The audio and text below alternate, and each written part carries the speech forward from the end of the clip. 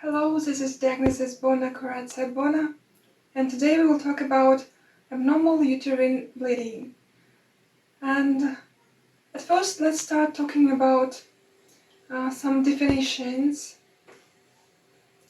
And I want to explain you some terminology. So, increased amount of uterine bleeding is menorrhagia or heavy menstrual bleeding. Decreased amount is hypomenorrhea. So also there is when it's a regular and heavy periods, it's a metromenorrhagia, and irregular and light periods, oligomenorrhagia.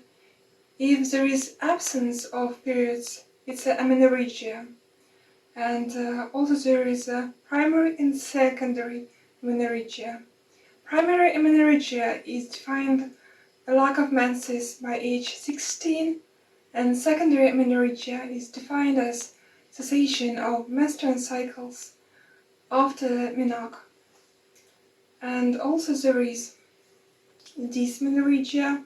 It's a pain associated with menstrual cycles. Blood loss is normally less than 80 milliliter, and so heavy menstrual bleeding will be more than 80, and it's usually lead to iron deficiency anemia. And main causes of heavy menstrual bleeding are fibroids and adenomyosis. So also various drugs can alter menstrual bleeding, like anticoagulants, cannabis, and steroids. And now let's talk about 5 conditions with abnormal uterine bleeding. It's dysfunctional uterine bleeding, uterine fibroids. So we will talk about cervical and endometrial cancers, and also about polycystic ovarian syndrome. Dysfunctional uterine bleeding. It's excessive bleeding, whether heavy, prolonged, or frequent, of uterine origin, which is not associated with recognizable pelvic disease, complications of pregnancy, or systemic disease. And clinical features are prolonged bleeding, so it have to be menstruation more than 8 days, or it have to be heavy bleeding more than 4 days. Frequent bleeding, so periods occur more than once every 21 days. And also pelvic pain and tenderness. Dysfunctional uterine bleeding is diagnosis of exclusion. So you have to prove that it's not the cause of this bleeding, is not some pelvic disease, complications of pregnancy, or systemic disease. So diagnosis, it's a history and physical examination, Pap and HIV test, because when you see some abnormal uterine bleeding, you have to always suspect cervical cancer. The full blood examination, so this person can have iron deficiency anemia, coagulation screen, and platelet function test, because one of the cause abnormal uterine bleeding is blood clotting disorder, thyroid function test, renal investigation, autoantibodies, and also transvaginal ultrasound, hysteroscopy, and laparoscopy. Management. So the first line treatment is fibrinolytic inhibitors or antiprostaglandin agents. Second line treatment, tranexamic acid. If non-hormonal options are ineffective, so next step will be oral progesterone, combined oral contraceptive pill, or vaginal ring. Next, if hormonal methods are ineffective, next step will be levonorgestrel, so intra-urine system, also known as Mirena coil. The last choice will be surgical treatment, endometrial ablation, and hysterectomy. For some patients, for example, who don't want to use contraceptive pills and don't want fertility, endometrial ablation could be the best choice. Uterine fibroids or leiomyoma are benign tumors of smooth muscle of the myometrium. They are classified according to their location, so they can be intramural, submucosal and subserosal, and both these types, submucosal and subserosal, can be pedunculated, like here and here inside the cavity. So clinical features are, so it's usually asymptomatic, but it could be menorrhagia, dysmenorrhagia, pelvic discomfort with pain, including dyspareunia, and it means pain before, during, or after vaginal intercourse, some bladder dysfunction, pain with torsion of pedunculated fibroid, and so it's with also pain with red degeneration, infertility because these fibroids act like an intrauterine contraceptive device, and also these fibroids can be calcified. So the best choice for diagnosis is transvaginal ultrasound. It's a subserosal fibroid, and below I suspect it's submucosal. So management is the same as for dysfunctional uterine bleeding, and also use gonadotropin releasing hormone, and because it's a shrink fibroids, but it usually use preoperative. Also could be surgical treatment, myomectomy, hysteroscopic resection, endometrial ablation, hysterectomy, and also use uterine embolization. And uterine fibroids are estrogen dependent and shrink with the onset of menopause. So next is cervical cancer, and the most common cervical cancer is squamous cell carcinoma. It's accounting for 80% of cases. Adenocarcinoma is less common and more difficult to diagnose because it starts higher in the cervix.